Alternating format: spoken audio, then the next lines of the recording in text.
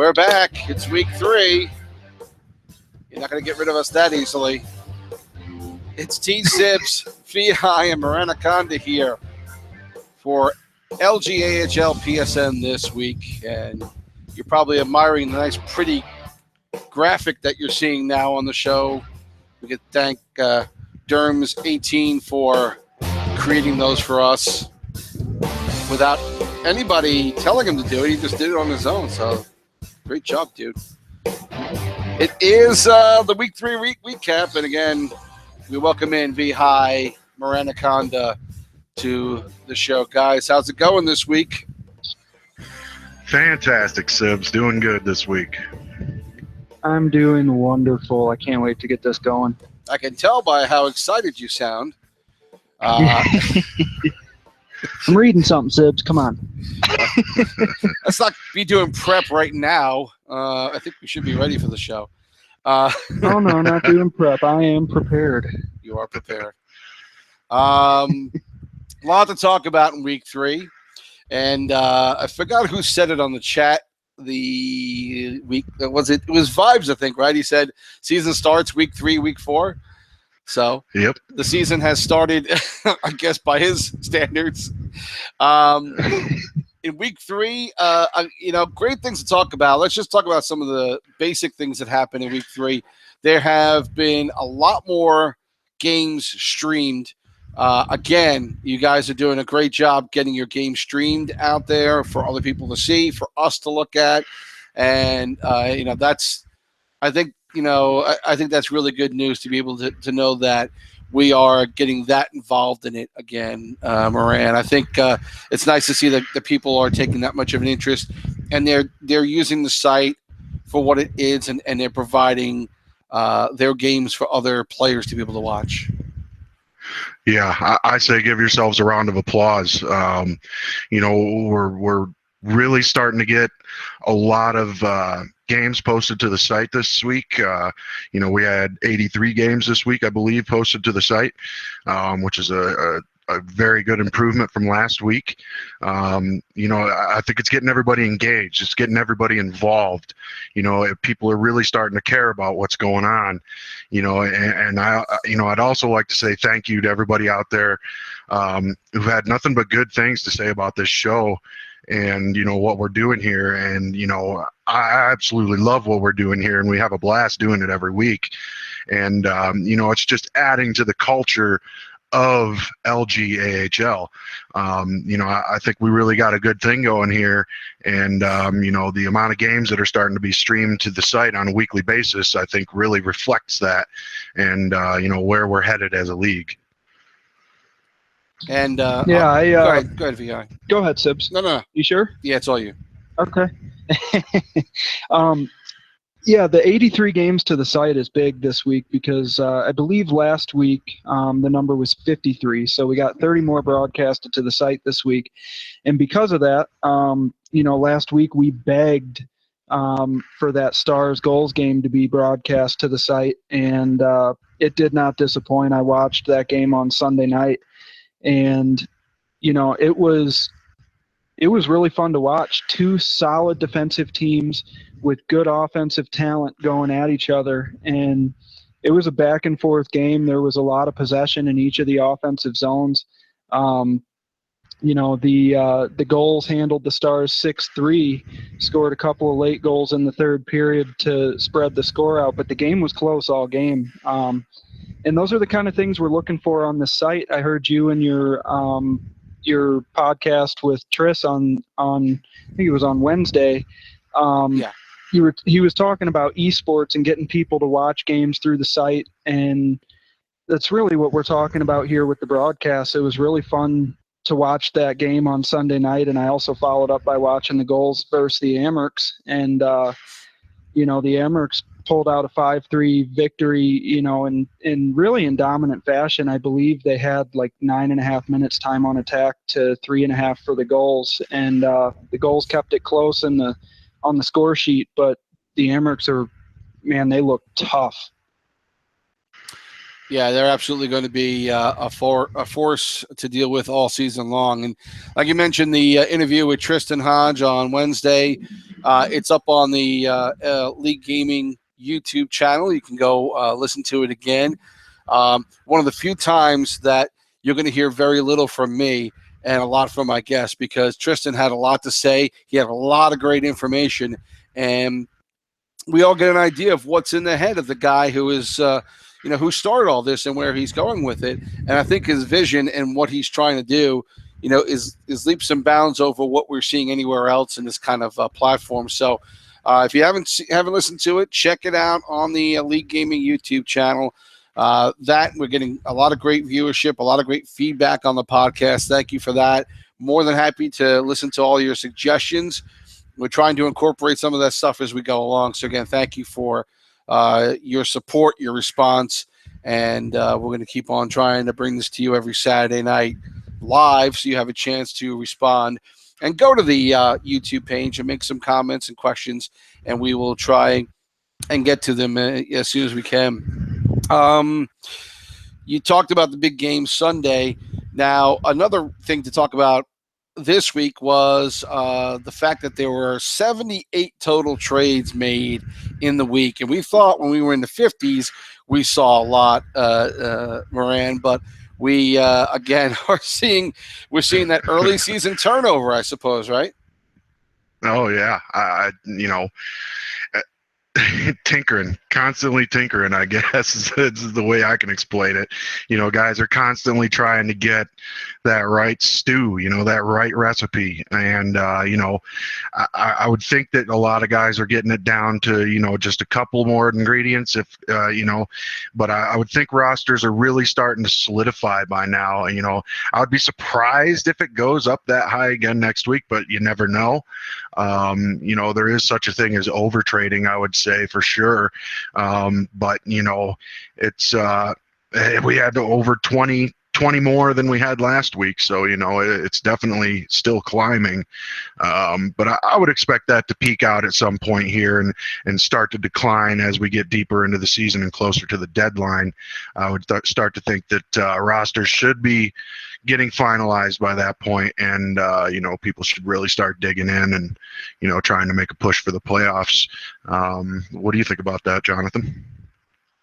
Yeah, well, you see trades being made on teams and trying to get guys that'll make an impact. Some are looking for depth on their training camp for ECUs or whatever it may be. But you have guys, the Wolves said the season started this week and they made a trade for Fairman, who had 16 points, 11 goals this week.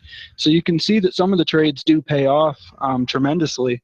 That's one of the things that you see when you're looking at these things. You don't expect that everybody's going to come right in and gel with their team, but occasionally guys do and they hit the ground running. But these are definitely things that will affect teams as we build steam heading towards the meat of the season and find our way towards playoffs. Now's the time where you're really trying to round out your roster. So with that in mind, and those are just some of the highlights, some of the things that we wanted to talk about that are very high level, what happened last week. But now, before we get into talking about player rankings and standings, and then the spotlighted division coming up later on in the show, we're going to talk about the East-North division that's coming up probably the second half of the show. But before we get to all the rest of it, two things. First of all, Vihai, let's talk about your poll question for the week. Yes. So this week's poll question, we had kind of a big event this week. The league's leading scorer got banned for multiple accounts. So we asked, how do you think the league's leading scorer getting banned for multiple accounts affects the league? Is it a black eye for the league? It seems like most people don't think that at all. It's only got one vote. No effect at all. No effect at all has 2 votes. And justice was served is, the runaway leader at this point with 25 votes at 89.3%. Thanks everybody for your participation on this poll question. This is actually a topic we kind of want to talk about just a little bit here, don't we, Miranda Conda? Yeah, I think everybody should take this as a lesson learned, and everybody should take this to heart. This is a serious issue. The league does not tolerate multiple accounts. It's something that will not be stood for, and that's the perfect example of it. Is a great player in our league is no longer in our league because of it. And if everybody is sure to check their inbox and their alerts. It came in both not too long ago. There was a league-wide PM sent out by McDonald, stating, different policies on how to change your username, or, things you can and can't do. Basically, account username do's and don'ts. And it is very important that people understand this and really take this to heart. LG is about fair and equal playing field across the boards. And that's what this whole thing is about. And that's why I think this league is so popular right now and so many people love it. It's very important that there's not people out there creating multiple accounts and playing on separate teams. And, I don't know how people could do it. I mean, it'd feel like you're living a lie all day and you're having to keep track of what you're saying to one person. Let's just be straight up here, folks. Let's use one account. And I understand there probably was a bunch out there that could have been accidents, guys trying to change their usernames or think that maybe they didn't get signed up for the site or, this or that. But my advice to you is that if you think maybe you're signing up for this league and you don't think it quite went through or anything like that, message the commissioners, message the site creator, Triz. Find out if you are signed up. Don't just go and create another account, because you're just asking for trouble by doing that. I would just like to urge everybody out there to make sure that you are following this policy to a T. There is no leeway on this. You have to have one account and one account only, and just go to your inboxes and check those out. Read it all the way through. There's some great points in there. There's some great coaching on if you need to change your account. There's just some very good information in there that definitely needs to get out to people. And, you got to read that stuff and pay close attention to it. Well, hey Sibs, I was listening to your podcast with Triss on Wednesday, and he kind of made a point to this in a roundabout way, not necessarily talking about guys getting banned, but building a brand around the name that you use, the username that the gamer tag you use to play these games in, and he kind of branded himself with it. Do you want to talk about that for a second and just kind of what he discussed a little bit if people may not have heard? Well, I think it went to the overall plan of where he's going, where he and his group. It's not just him, obviously, but it's where he and McDonald and those guys are all going with this site, and that is to make it more of more of a brand that people recognize, the people who are involved in it, the players even, that they are their own brand in a way. And if you want to make changes to your name for that reason, that's fine. But obviously there are rules to go by. But it's about an overall plan of getting this so that it is it is the site to go to, and that people have the opportunity to do something like this on their own. It isn't just that. It isn't like the media group and Tristan and F5 Penguin and those guys said, "Oh, hey, we're telling you we need you to do this." Mike volunteered. I volunteered. People can volunteer to be part of this, and eventually, if you can bring more media options, more things that people can go to, can look at that have to do with League Gaming, and not just about the games, but about doing recap shows like we're doing. This is getting better through all the leagues, but there's still a lot more coverage to be had.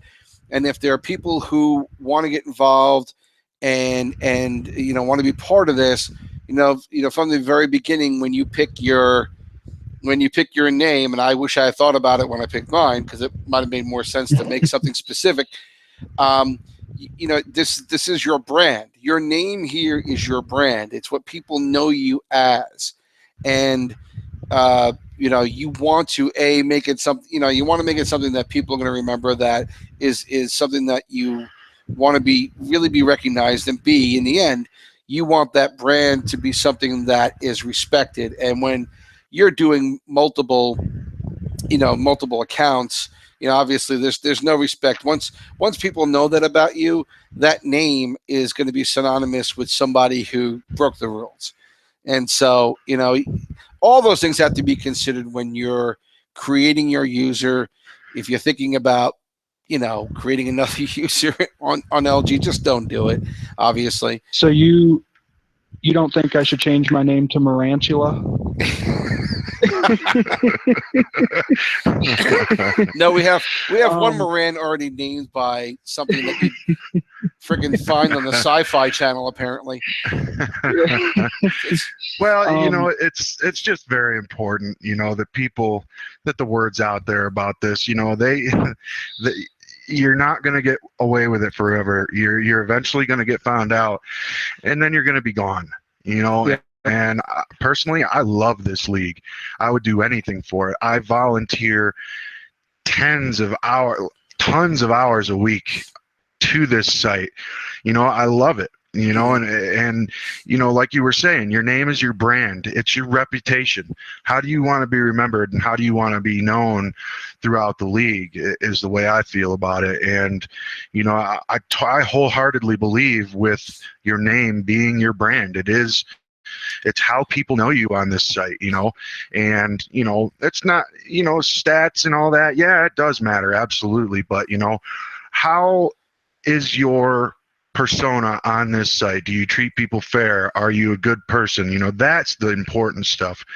And are you good at the game? Absolutely. But you just don't want to be known as the guy who got banned in season 2 for having a bunch of different accounts and trying to cheat the system. Play fair. Yeah. Play by the rules all the time. Yeah, and this one's a special case because it's not just a guy getting banned, because there's been several of them this year already, but this was the league leader in points for the AHL at the time, and a guy that we talked heavily about in last week's podcast. Right. And that doesn't look good for the player who just got himself really well known and then went and got himself banned. So, here on the YouTube channel, you have a couple comments. Irish Sean, he says, if it's one active account, who cares? Dumb people got banned for it.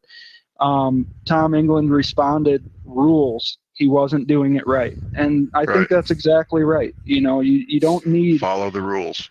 Yeah, you don't need multiple accounts to play in this league. The whole point of this league, having you only play 3 games a week, was to keep it fair for everybody. And that's why he got banned for it. Yeah, not again, not being able. There are reasons why people may do it that are legitimate, that are like Maranakata mentioned. It could be a mistake or whatever, but there are obviously people who have done it to be able to jump to other teams, to not be recognized, so their friend can draft 100%. them. So unfortunately, there's a reason that you're banned for it, and that's why. There's enough bad to offset any positive that might be by doing it that way. And so just follow the rules, plain and simple. And like McDonald, read that message from McDonald, and he talks about how, look, you keep the same account if you want to. The same LG account. If you want to change the name, there's a process to do it. Just follow this.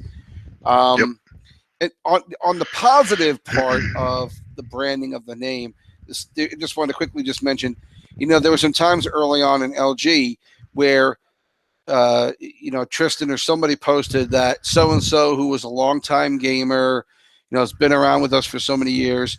I forgot who. There was a couple of times where there was a mentioning of someone passing away who'd been part of the community, and that guy's or girl's name and who they were and the respect that they had, is based upon that username and what kind of respect they paid towards the league and to the name that they made. And so that's another reason why people respect you. They know you by this name, and the entire league will show respect for you under that person that you've created. So again, I know there are a lot of weird names out there, but maybe choosing wise. When you were choosing your name, I don't know if 88 stands for the year that you were born, but Okay. you could have gone with Sibzilla. T Sibs is actually something that an old college football coach. I went to Hofstra University in New York, and the coach of the team at the time, Mickey Krakowski, used to call me T Sibs, or he called me Tone Bone or something like that. And so, that's why I picked it, because I had a ton of respect for him, and so he called me this, so I threw it in there. The 88, I honestly can't tell you why I picked 88. I have no idea. But I think we've beaten that up enough. Read what McDonald wrote, yep. and just follow the rules. It's just not that hard to do. We don't want to talk about this every week. Nope, that's it. I say we get on to the power rankings and our players for the week. And what we do there is we kick it off to Sibs, who usually starts us off with his goalies and who had great weeks in the net. Well, the power rankings obviously came out today, and for the goaltenders, we see the top three. Oh. What? Familiar face up there. Yeah, Mooner. Well, yeah, Mooner 2014 is there as number one. O'Neill 15 is the second ranked, and Said Noel is number 3. We're going to talk about Bulging Twine in a minute, and of course, Balea is the second goaltender on that crunch team. But one of our guys we got to give shout out to, and we're going to take the time to do that because he deserves it. Jeff Tremblay, who is the other Bears goaltender besides myself, won 4-0-1, 2.35 goals against, had a shutout, had a phenomenal I'm sorry, no, he didn't have a shutout. He just had a phenomenal week, though, and got all of our wins while I racked up all of our losses. And thankfully, he had a good week so that we were able to come out 500 at least this week.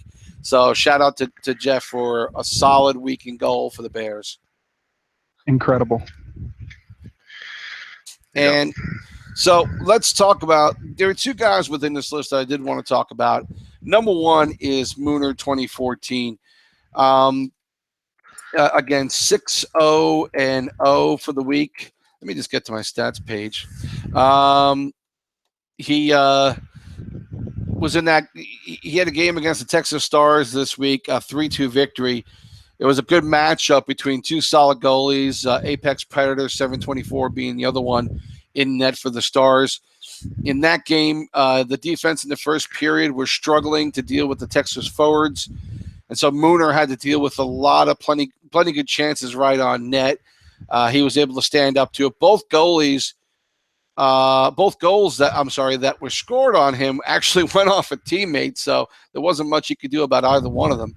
And each time that teammate was actually in his crease at the time, so it made it tough for him to have to defend against it. On the plus side, though, of his defense, they and the center, they were coming back and they were clogging up the middle. They were clogging up the slot. It made things a little bit easier for him as the game went on. They wound up gelling a little better and better in the second and third period, and they really helped keep the slot clear for most of the night. But Mooner had a really solid game in that one, and for the week, as we mentioned, 6-0-0, 1.84 goals against, save percentage a little over 86%. Not only the number 1 goalie, but the number 6 overall player ranked in the power rankings for the week. He had a couple of multiple shot games where he had 18 shots on goal in their in a couple of their wins. He's been solid all year, and he continues to be solid. He is certainly one of the better ones, and an all-star material for sure. The other player I want to talk about is Bulging Twine, who hails from. Sibs, let me stop you for just a second. Bulging Twine on the shout box heard you say. He said, "Uh-oh, we're going to talk about Bulging Twine in a minute," in quotes, and then he put lights up of smoke. That's great. Well, they got into my I ear love this the week because he was involvement. bugging me all week on chat box. Not bugging me. He was talking to me, basically. But he was. But he's. That's why I love this site, man. There's so many creative people on And this he just site. put the It's link. just He great. just put the link to the podcast back in the shout box. So let's talk about him. Awesome. He hails from Delaware. He so he's not that far from me, actually. He had an overtime win against the Americans this week, 2-1 OT win. And that was an interesting game because we've seen Abdiel play really well the last couple of weeks. And so two good goaltenders in this game. Both had really solid efforts from their defense. Twine had a couple of good back-to-back stops late in the first period that kept the game, right where it was, a deadlock. His positioning's really good. He stays square to the puck. He makes he's very sure of that all the time. Covers the wraparounds well. I saw that multiple attempts just didn't get through him. He didn't have to deal with too many rebound chances, and that, of course, speaks to his defense, who played really well. In the waning moments of the third, he made a couple of solid stops to keep them into overtime, where they eventually won that game a couple of minutes in. So he went 4-0, 62 saves, goals against 2.12, save percentage at, again, 86.1. A good, solid week. And that's depressing for anybody who has to play Syracuse, because they have Balea right behind them. So, they may be right now the hottest goaltending tandem in the AHL. And, we're going to talk about the Crunch a little bit later on. I'm specifically going to talk about them as well when we talk about their division. But they've got a lot of solid players. They look to be hitting their stride now. And, they are a team who's probably heading in the upward direction of becoming one of the teams that you're going to have to catch in this league. So good week for Bulging Twine. He was number 4 on the list. He could very easily have been in the top 3. And not only a good player, but a good guy. Great to chat with him on the chat board. And, some good goaltending work this week by everybody. Again, the goaltending to me has definitely stepped up from season 1. And Twine is one of those guys who is showing it. I have to mention, I love Mooner. I think he's one of the best goalies in the league, and it's great to see him back up towards the top there. I think they had a little bit of a stumble coming out of the gates, but I have full confidence in Mooner to get his team playing the way they need to play, and it's good to see him back up there at the top. Yeah, it is. You've been talking about him all year, so Vibe said the season starts this week, and apparently Mooner agreed. So now we head off to defense, and Vihai will entertain us with his musings on how everyone did in week 3 on defense. Well, there was a lot of good defense again this week. Like I said, I watched the goals versus the Stars on Sunday night, and let me tell you, the way that those defensemen on both of those teams moved the puck between each other, playing as a two-man unit, they were outstanding. They used the boards properly. They used the center of the defensive zone properly when forwards weren't in between them, and they got the puck out to their guys. They weren't in a super rush. They waited for plays to develop, got the play moving up the ice, and got some goals off of the rush. Couple of defensemen I want to talk about. Stivvy plays for the goals, and I've mentioned him every week. I don't look to mention the same people every week, but this guy just does not stay very far away from the top of the leaderboard. And when you look at the entire league as a whole with points, including forwards, this guy is 32nd in the league in points, and he's a defenseman. The next closest defenseman on the list is around 70, and I think there's only 3 in the top 100. So this guy's got 26 points, 5 goals, 21 assists, and he's tearing it up this year, playing for a good team in San Diego. But there's a pair of defensemen from the Ice Hogs who are also tearing it up. OSU Bucks, it's Purple Dragon. They're back up at the top. ZD Ball for the Americans. 3-0 this week, had 5 points. These players are playing extremely well. The GM for the Amerks, Ryan, he had a solid week as well, plus 11, and he also played right and left D this week. So, GM showing leadership over there, needing to move back and forth between the position, was able to do it without missing a beat, going 3-0. I look at this list and I see a couple of people. There's Boozy Bad. We had him as a forward last year. He's on defense this year, and he was 3-0 this week. And it looks like, I guess, maybe his defensive partner sitting right there with him. Is that Gotanks? Darth Gotanks 45? They were both 3-0 this week. And, I think what I noticed when I watched some of these games, because I watched a little bit of the Wolves play on Sunday night as well. I watched the Stars. I watched the Amerks. I watched the Gulls. We played 3 games this week. What I'm noticing is that the successful defensive pairs are doing like we were talking about, moving the puck, not forcing it, but waiting for plays to develop, but moving like they've got a 15-foot rope tied to each other's waist and kind of flowing together back and forth around the ice and covering each other when one moves into the corner and doing things like that. And, these top teams in the league, their defense is definitely helping the goalies. And you're starting to see that show in the Who's Hot list as well. Yep. Hey, Mike, let's move to forwards here because yeah, I got you.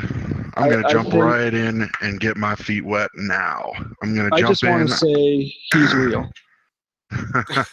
Yeah, he is, but I'm going to go straight to my boy, CF Fairman 7, who actually lit it up this week, and I'm glad to see him go out and get it done. He had a little bit of a stumble coming out of the gates this year. He went out in his first game for the Wolves and lit it up with 7 points, had 5 goals, 2 assists, was a +6. Registered 8 shots on goal in that game and shot at a clip of 62.5%. He did take 1 penalty, but in an 8-2 victory, we'll let that one slide. Fairman is a great player. He's a good kid. He plays a very, very good style. I first knew him as a defenseman last season. We had him on our team as a defenseman, and he approached me, and wanted to switch up to forward. And it looks like he's hit the ground running, playing forward.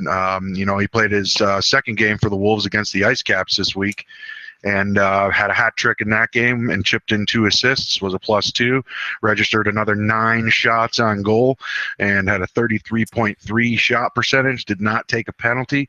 I think him and JLM are a great mix. I think they're really going to start to put up some points in this league. I think they play very well together. Went out in his third game this week and had another hat trick and chipped in with another assist. Had registered 9 more shots on goal. And what that tells me is that getting the puck to the net is important in this league. And the more you shoot, the more you score. So it's good to see him up there at the top, having himself a good week. I know him and JLM are going to work very good together, and have some good things coming in the future. Over there for the Wolves. My next guy on my list is Tim Z. He had a great week. He had a game against Stockton and pulled a hat trick off in that game. This week, he ended up with 17 points, 12 goals, 5 assists. He's coming in at a clip at 5.7 points per game, +13 on the week. They took down Ontario 9-3. He registered 6 goals in that game and chipped in with 2 more assists.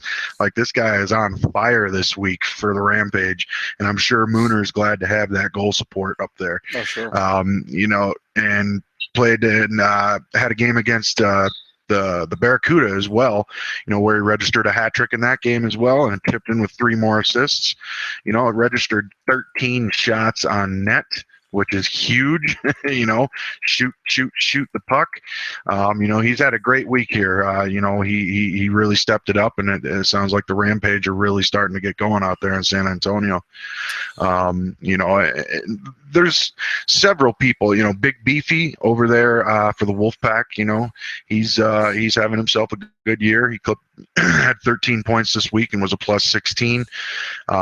You see some of those guys from that dreaded Ice Hogs line that are always on this list every week, and Kraz and Rhino, and then right back up there at the top, you have Mr. J. Claus chipping in with 22 points this week. Jeez. This guy is on fire. He is scoring so many points this year. I don't know where this is coming from. It's great to see, these new guys that just boom, hit the scene and hit it hard. His last 3 games, he had a 5-point game against the Griffins where he had a hat trick, couple assists. Then they had a 12-2 victory. Like, come on, every game they play in is 10-1, 12-2, and he had 5 goals and 6 assists in that game. 71.4 shot percentage. I mean, come on. This guy is on fire. He is playing his tail off. He has yet to lose in LG, which is crazy to me, but he is undefeated along with his line mates. They've really got it going over there in Rockford. They had another 8-1 win to close out the week, in which he registered a couple of goals, 4 assists. He's coming in at 7.3 points per game this week and a 63.1 face-off percentage throughout the year, which is very good. I'm a center. I respect the heck out of that, especially this year. To be in over 60%, you're doing something right in the face-off dot. Jay Claus is for real, and I'm glad we're getting the Ice Hogs out of the way this Sunday, and we don't have to play them again the rest of the season, unless by some miracle we meet them in the finals. We'll see about that. Did you say Sunday? Yeah. Yes, sir. It is this Sunday. But yeah, I mean, he's playing his tail off, man, and it doesn't seem like anybody's been able to stop him yet. So, good luck to those that face him this week. And, it's going to be another rough week for some people, I'm sure, but somebody's got to stop this guy, right? Fate Aqua on Utica said that half his points last week came against them, so he absolutely tore them up when he played them. So yeah, that was the 12-2 game, but I didn't want to mention who it was against. But yeah, he said he had 11 points. 11 points, yeah. That's so crazy. I just want to take a second to mention something here. Last Sunday, I was hitting the shout box pretty hard to make sure that those games were getting broadcast on the site so I could watch them. And I got into a little bit of a conversation with Ransom613, who does not want me to mention him on the podcast because he believes when you get talked about on this podcast, it's a curse. And whoops. And so I had to make sure I mentioned him and brought up the curse because, by the time we're done with this in a couple weeks, every team will have been talked about, so the curse is not real. But let's talk about the Ice Hogs some more then. Right. Well, that's what I was getting at. I was going to say, Sibs, don't worry. We're talking about the Ice Hogs. There is a curse, and maybe we'll pull one out on Sunday. Hey, we'll get to the we're going to get to the highlighted division this week. But before we do that, one more thing to mention about Fairman.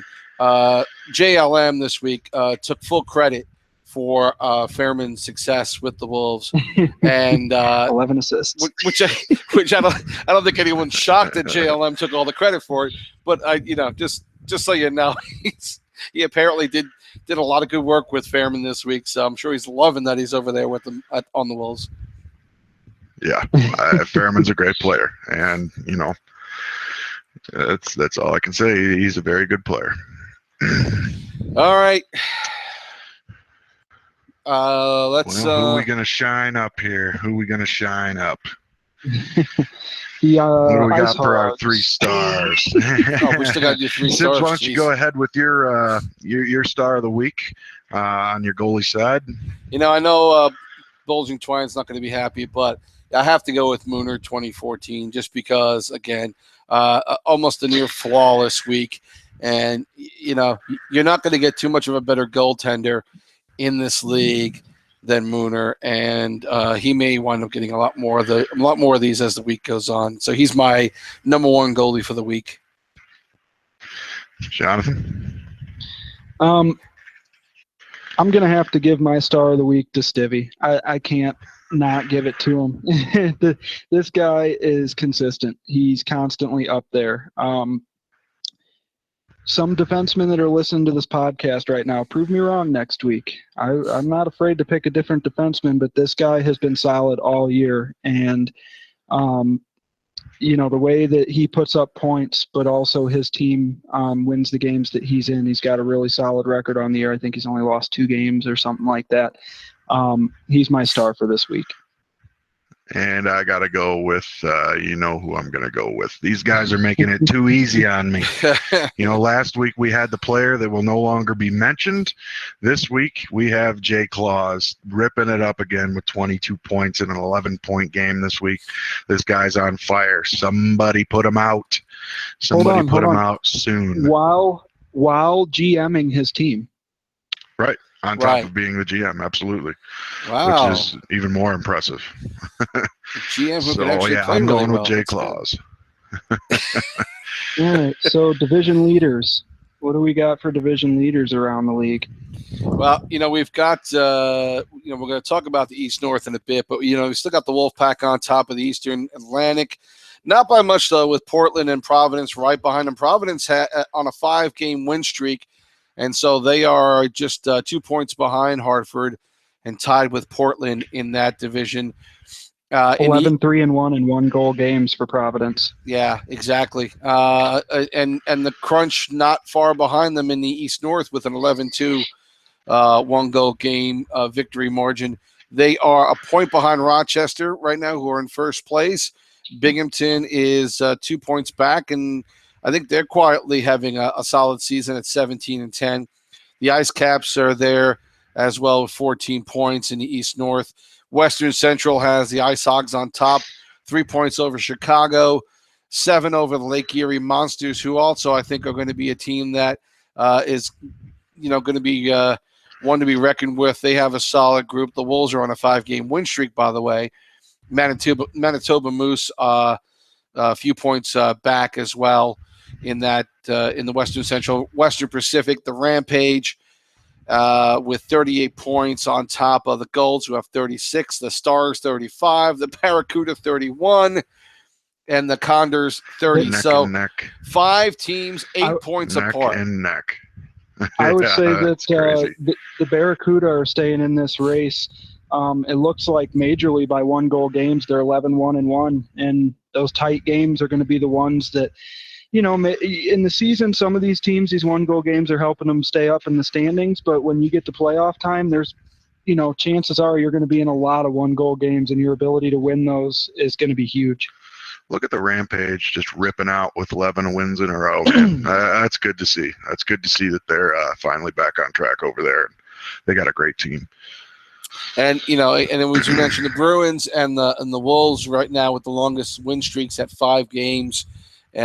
So again, Providence, I think had a bit of a slow start, but are playing really well at 17-9-1, and up there at the Eastern Atlantic, and that's going to be a tough division all season long. So that's where we are with all those divisions. But let's get on to the East and North. And we're going to start off with highlighting this division, starting with the Toronto Marlies, and Vihai will kick us off with his talk about that team. Yeah, but before I do that, I just want to say on the YouTube channel here, we have a comment from Irish and Fishy. Love the name, dude. watch for the Bears to make a strong push in the upcoming weeks. That's all I'm going to say. So that does seem fishy.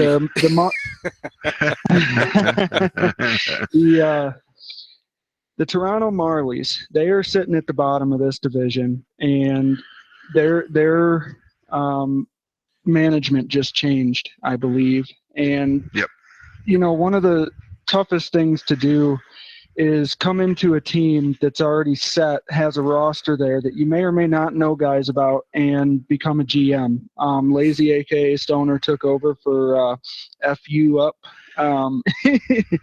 and Nasty Flash took over for Apathy as the AGM. And we'll see what these guys can put together. They're not taking over, obviously, the easiest situation there, but they do have some solid players on the team.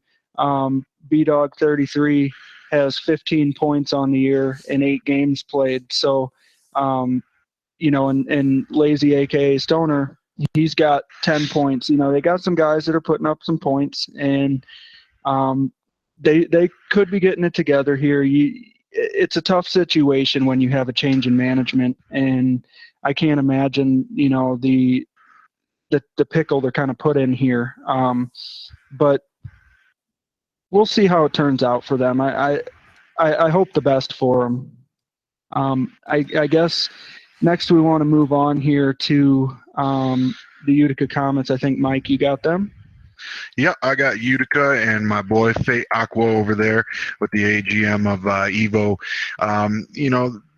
This is a tight race in the Eastern North. There's several teams here that are within just a few points of that fourth and that fourth spot in the division, which will get you into the playoffs this year. Remember, it's the top 4 teams in each division. It's not the top 8 point getters. It's the top 4 teams in each division. So everybody remember that.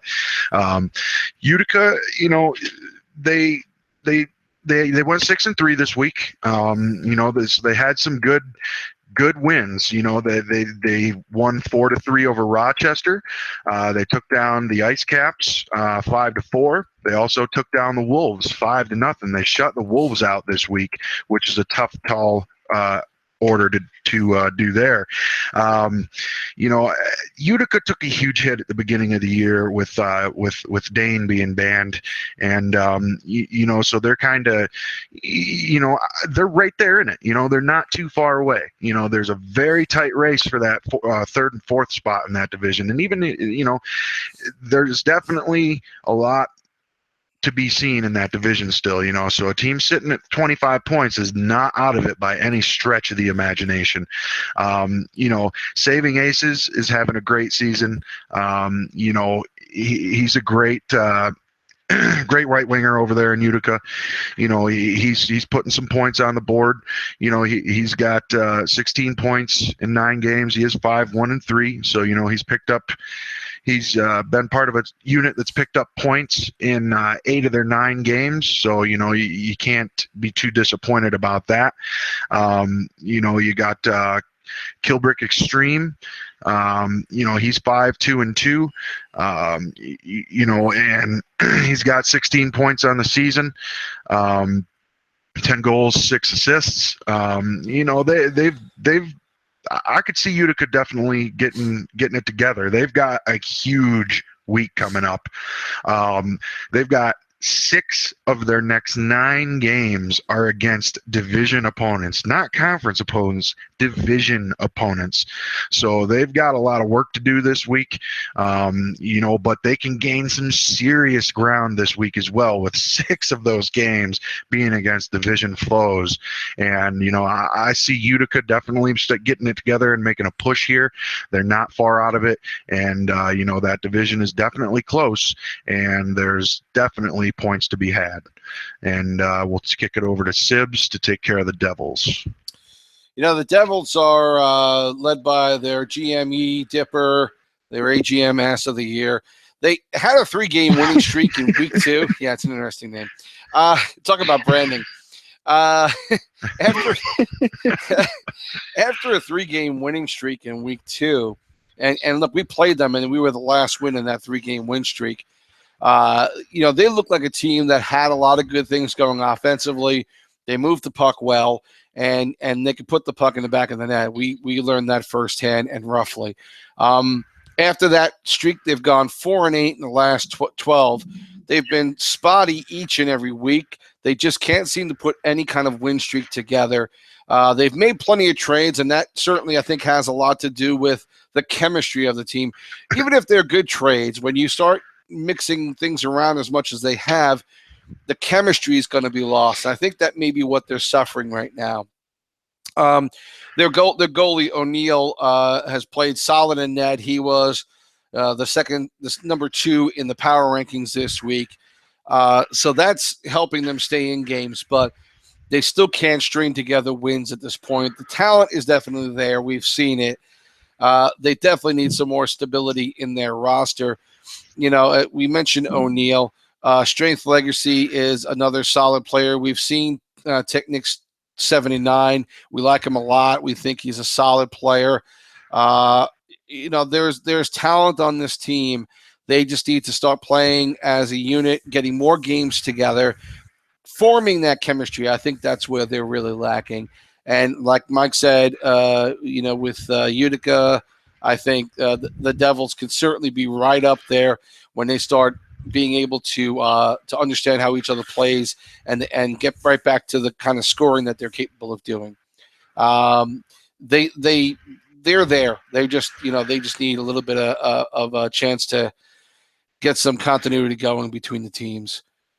Well, they're also 3-8-3 in 1-goal games. So, a couple of games there, couple of bounces go their way. They could be sitting with a few more points. So, Jonathan, you've got the Ice Caps here. One quick thing I just want to ask here, guys. Can anybody out there maybe post it to the YouTube chat or something? But what in the world does the red P stand for next to Albany? Anybody? Help. What is that? Help. What does that mean? Just sorry to interrupt you there, Jonathan, but just curious what that means because I have no clue. On to the Ice Caps. Good question. It's definitely a good question. I've been wondering that for a long time. So the Ice Caps, they've got 31 points, which that's a solid point total. They're sitting at 4th in their division. They're sitting inside the playoff picture right now. They've got 98 goals for and 98 goals against, so they play a lot of close games, it seems like. They ended the week on a 2-game losing streak. The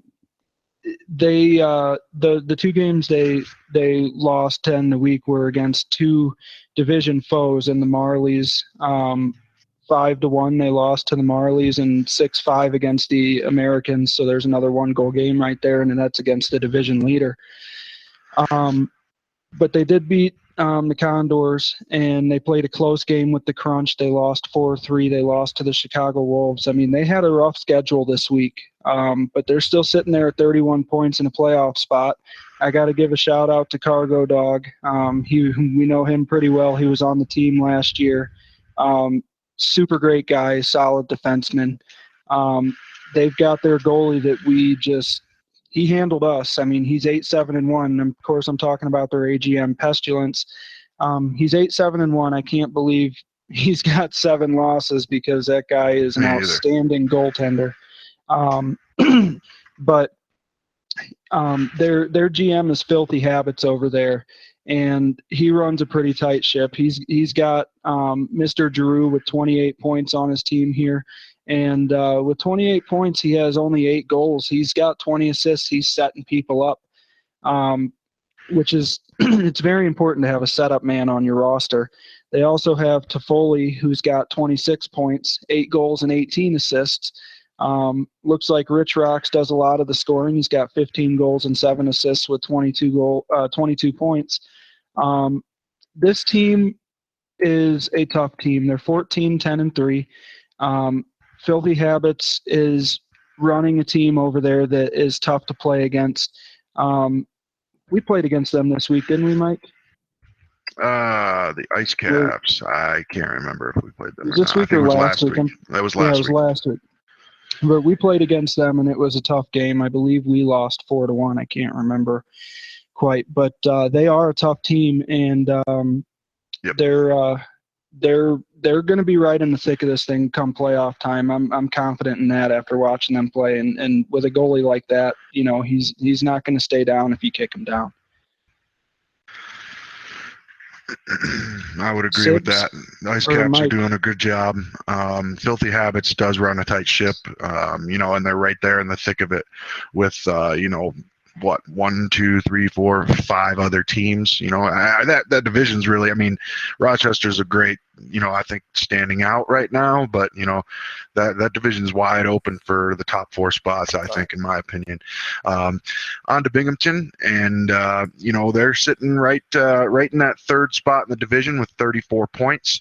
They got 17 wins, 10 losses, 0 overtime losses, which is one of only 6 teams in the league that have not had an overtime loss yet. So that's that's pretty good. I wish I had a stat here to see if they've even played any overtime games. That would be interesting to see. But Live by Sin, who is a great he's a great left winger. I think Live by Sin is a fantastic player. He can put points on the board, and score with the best of them. He's sitting right at 26 points this year. He's got 15 goals, 11 assists. He is a +2.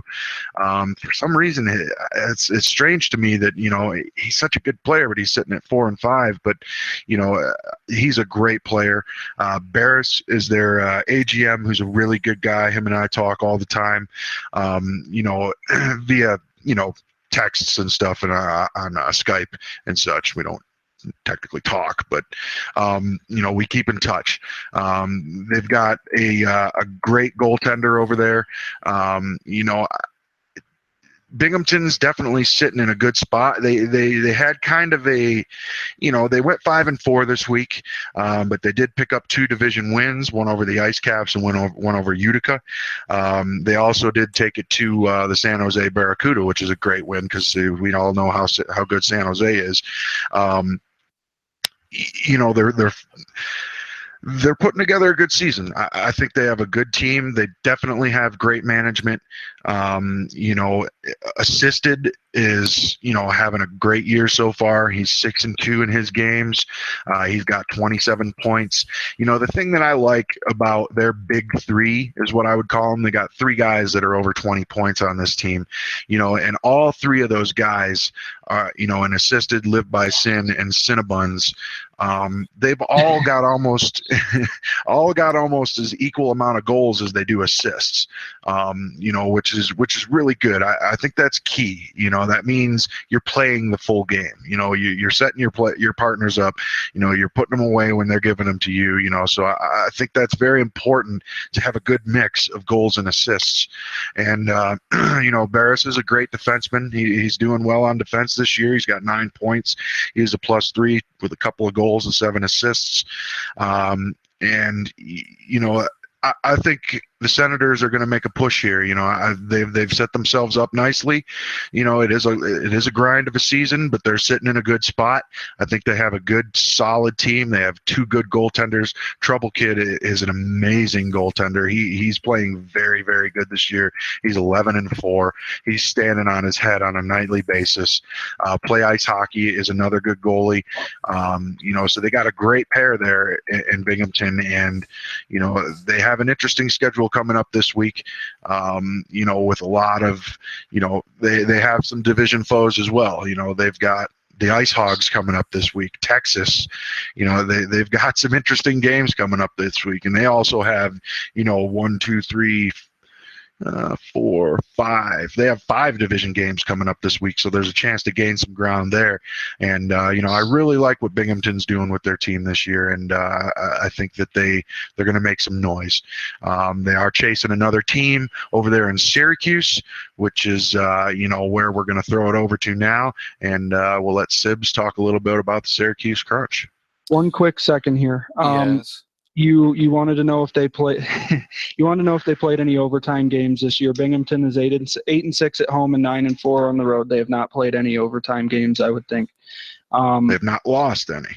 Lost any is what I meant. I think when you look at these teams here, Sibs is going into the Crunch. They haven't lost any overtime games either, and that seems to be a trend here coming towards the top of the division. Well, and just to get back on just one thing, one of the guys you mentioned, Cinnabons on that team. I play with him in another league, and I like his game.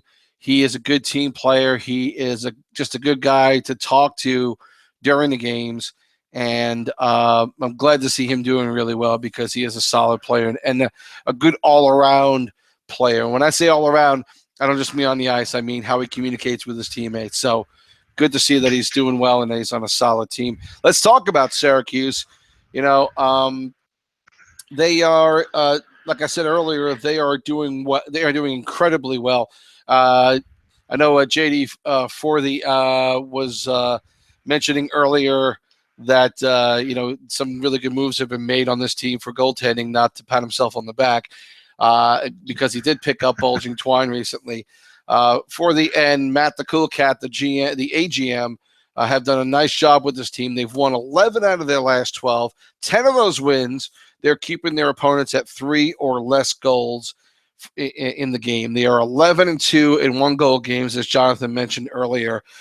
And again, the thing that really sticks out to me, and there are great players on this team, but the thing that really sticks out to me, of course, is their goaltending tandem, as I mentioned, Balea and Bulging Twine, who are just doing phenomenal this season and have really backstopped this team.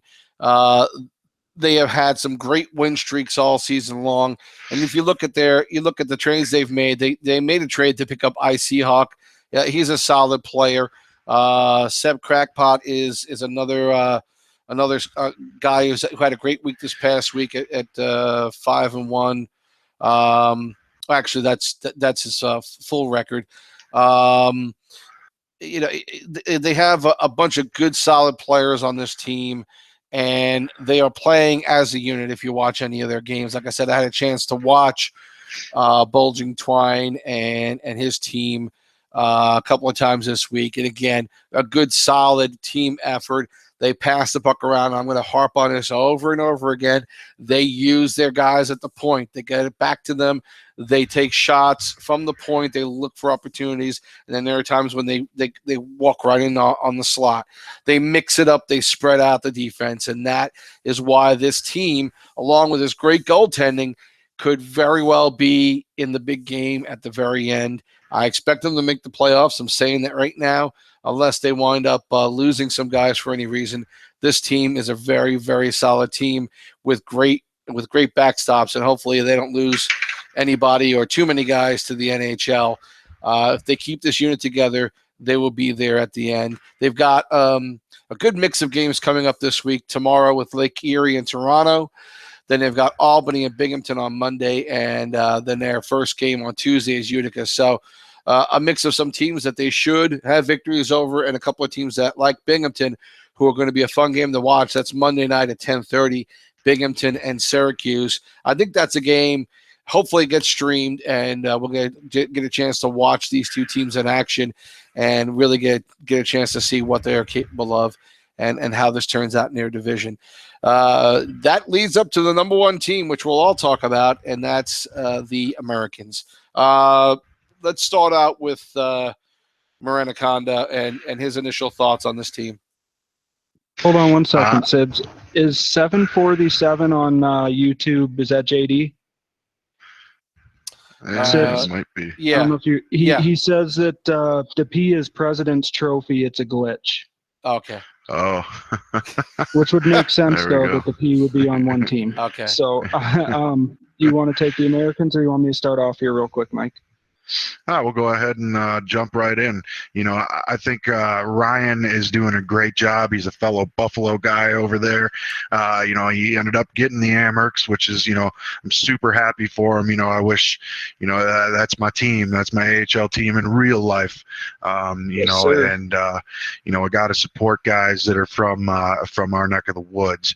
I think Ryan himself is a shutdown right D. He's 7-2 on the season. He's He's chipped in with 11 points, a couple goals, and 9 assists. He's sitting at a plus 15. Their AGM Legends, is a great player. He's sitting at 8-0-1. This team is very well built, and I'm excited to see what they can do this year. Abdil is having a great year at 9-2-1 as well. So, I think they're putting it together at the right time, and I think they're going to have a great season. What do you think, Jonathan? Yeah, well, it looks like Killer Santo over there is 9-0 this season. He's got 34 points, 12 goals, and 22 assists. He's a plus 23. He's got a 40% shooting percentage, so that's almost shooting, 1 out of every 2 shots into the back of the net, which is incredible. He's got 4 power play goals. He's only got 6 penalty minutes in 9 games, which is huge, staying at full strength, not hurting the team by taking penalties. This team is an all-around team. They are good at goaltending, they are good at defense, and they are great on the front end on forward. This is a team that anytime you play them, of course you always think you're going to win when you play against any team, but when you play a team like this, you really have to get up for the matchup, because teams like this are, there's not too many of them. The Americans being 25-2 on the season, they are a tough matchup against anybody. They've got 2 solid goaltenders, like you said. I'm looking across their roster, and I think they've only got 1 guy that has a losing record. So everybody on their team has a winning record, basically, individually, which means all 3 lines are playing well, forward and defense. What are you seeing on them, Sibs? Well, on the goaltender end, we've talked about Abdil quite a lot, but another guy in net who we really have to give him much love to is San Jose 01. And, right now he's 10-2-1 on the season, 3.1 goals against, and, is having a solid season for this team. He's won his last 3 games against the Golds with that 5-3 victory, against the Pirates 6-3, against the Devils 4-3. So, if his average is 3.1, you're going to get a pretty consistent mark. He's giving up 3 goals a game and no more. So when Abdil's not in net, they're getting another good backstop in there, doing a great job. And, you've talked about the offense and defensive portion of this team, but their goaltending has been very solid. And these guys continue to play well. This team is going to be very hard to beat. I watched Abdil in that game that I mentioned earlier. I watched his play as well. He is, we've talked about it before, positionally sound and keeping his team in the game. So, they are, again, going to be an awfully hard team to beat. That's why this division is so nasty, quite honestly. It's just too many teams who could take it. If the Americans or the Crunch, win the division, wouldn't shock me. If the Senators somehow wound up winning it, it wouldn't surprise me. That's how good these top 3-4 teams are. And but the Americans are, have shown so far that they are very solid, very consistent. And I have it's going to come down to them in the Crunch, from what I see right now, with maybe the Senators being a spoiler. But the Americans are, they're solid top to bottom. Great ownership, and as you mentioned, and a great GM on that team as well. So, top to bottom, you can't, they have nothing to complain about. They are playing as one unit and doing it well. I'd say look at the Crunch, ahead, like how close it is. Like the Crunch, they're 11-2 in 1-goal games. Yeah. If a couple of those goals go the wrong way, they could be sitting down a lot further, or they could be a couple games higher. But it's super close at the top there, and that's great to see the competition between those 2 teams. But when you have 2 backstops like the Amerks do, you're going to have a good season. Going back to. Go ahead, Via. Go ahead, Mike. Go ahead, Sibs. I was just going to say, you've mentioned, you always mention, this 1-goal game, and I know how important that is to you, and that is, really a mark of a team that finds a way to win, and that's that's the kind of team that is always there at the end, isn't it? Yep, absolutely. Yeah, And just to go back to last week's poll question real quick, we asked which division is standing out to you to be the most competitive so far. After an entire week of voting, the Eastern North edged out the Western Pacific 38.9% to 36.1%. So the division we're covering this week is at least the general consensus of the toughest division in the league. So you could see some change definitely from top to bottom here. There's some really good teams in this division, and in the crunch, I believe someone just posted. Fade Aqua just posted from the comments in the chat. Syracuse's 10-0 franchise record against the Comets. Right.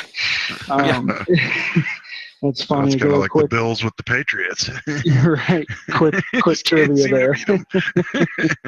Yep. But you're seeing parity in some of these divisions, and you might see 1 week, like you said, Mike, the Crunch are 11-2 in 1-goal games. If they win those 2 games, they could be sitting at 42 points right now, tied with the Amherst. So you never know how this stuff's going to play out. And I'm excited to see it unfold as the year goes along here. Well, we're getting down to the end here of the show. Just some final thoughts. I think what I want to just say quickly is that there are a couple of solid games coming up. If you look in the West, the San Antonio Rampage have a game on Monday with the Gulls at 9:30, and the Texas Stars on Tuesday at 9:30. Those are a couple of matchups you definitely want to look at. And, I want to look at the West Central very quickly here. The Ice Hogs have the Senators coming up and the Chicago Wolves both on Monday.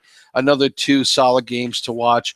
We've got to play them tomorrow night at 9:30, and we'll hope for the best there. In the East North, the East North again has a bunch of good games coming up this week. The Senators and the Amherst playing on Sunday at 10:30. I think that's one solid game to keep an eye on. And in the Eastern Atlantic, which we haven't talked an awful lot about, a little bit, but the Wolfpack are doing well, obviously, and they've got the Admirals, the Pirates coming up. Providence late game on Monday. That could be an interesting one with the Bruins playing really well. So those are a couple of matchups I'm looking at coming up for this week, and hopefully a lot of guys will have this stuff streaming. Get them to the site. Absolutely. Stream your games, and remember, don't sign up twice. So, definitely. Before I forget to mention this again, our poll question for this week was, how do you think the league's leading scorer getting banned for multiple accounts affects the league? I want to thank everybody for their participation, because as of right now, we have 57 votes, which is by far the most we've had on a poll, especially during the show. Out of the 57 votes that we've had, 46 of them were justice was served, which in the particular case that we're talking about, I agree. It's sitting at 80.7%. No effect at all. It has 6 votes at 10.5% and gave the league a black eye as 5 votes at 8.8%. Not a very big percentage there. I do believe justice was served in this particular case. You guys gotta do this the right way. We want to make this fun and fair for everybody. And again, we do appreciate all of your input. We're getting more questions on the YouTube page. We're getting people bringing up stuff on the shout box during the podcast. We really want to thank you guys for listening. It means a lot to us because we enjoy doing this for you guys. And again, keep in contact with us throughout the week. I've talked to several people this week. I talked to Ransom, Big Beefy. I've talked to several people this week having interest in topics to put on the podcast, which we will bring up at some time in the near future. But thank you again. We really appreciate it. Absolutely. And just to piggyback on that, I would like to say absolutely thank you for all the support. It's a blast doing this, and some of the ideas that are coming in are good, great ideas and some things that we're looking into, as possible topics, things to talk about, especially, ideas like butterfly versus stand-up goalie builds. And, there's definitely things that we're going to get to on this show. So keep them coming in. And I just want to say thanks to everybody for listening, and, go out and slap the work boots on. It's time to get to work this week, especially all you Bears that are listening.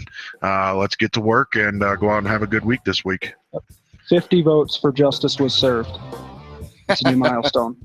Yeah, we have to touch on some other controversial things that have come up recently.